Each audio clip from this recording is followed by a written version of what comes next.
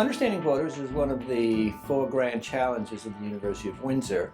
When you think about it, borders is something that have so many different aspects to them. They're government institutions, and so they're a challenge in public administration.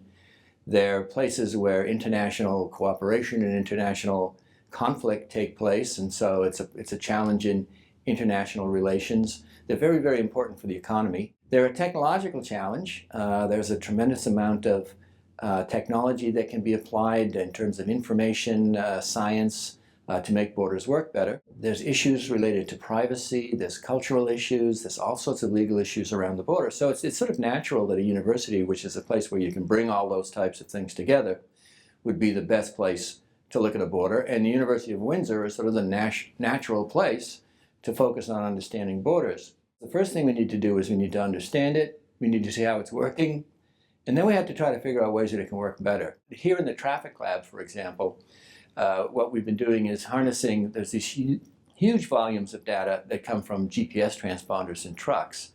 We're harnessing that data, literally billions of records, to be able to find out all sorts of detailed information about how the border works, what are the crossing times like, what's the variance in the crossing times. We have a sample of 50,000 trucks we can look at, and we can say, when we see those trucks coming across the border, where are they coming from and where are they going?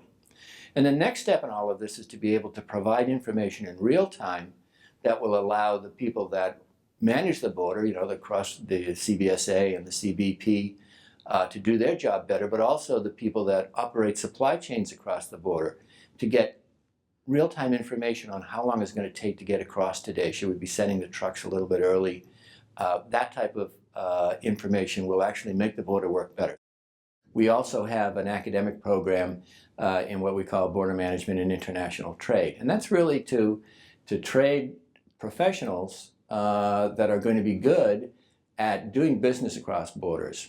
The thing that I'm most excited about right now in terms of what's happening at the University of Windsor with borders is the infrastructure project. The fact that we're going to have a new bridge across the Detroit River. A new border crossing bridge like this essentially changes the whole pattern of economic accessibility of the region and opens up all kinds of new economic opportunities.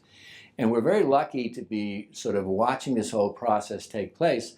And I hope and I believe that in the next few years, the University of Windsor is going to be involved in that. It's not just going to be a project that we're going to sit back and watch, but we're going to be involved. Some of our students are going to be working as interns.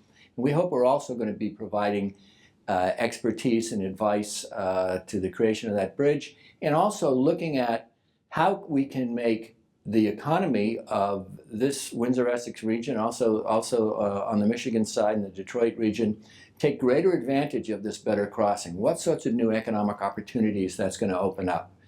So it's when you come right back to it, you talk about understanding borders, it almost sounds like a narrow problem. In fact, it's a very, very broad problem and a very complicated problem and a very exciting problem.